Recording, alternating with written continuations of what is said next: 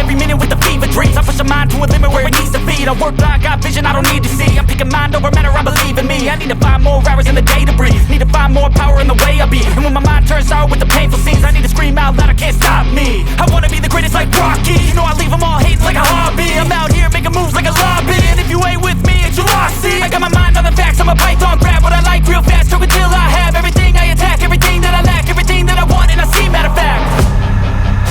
Cause I'm my own worst enemy, only if I let it be. I can control anything if I can just think carefully. I control my destiny. Deep up in my mind I manifest it. Every morning I wake up obsessed, and everything I do the best. And deep within my mind you know I'll always manifest it.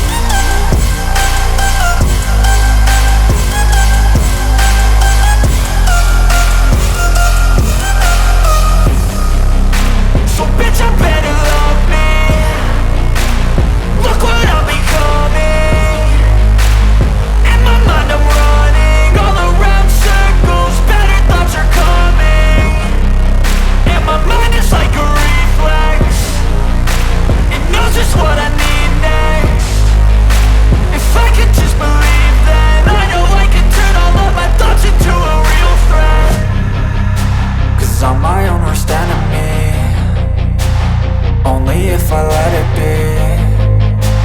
I can control anything if I can just think carefully. I control my destiny. Deep up in my mind I manifest it.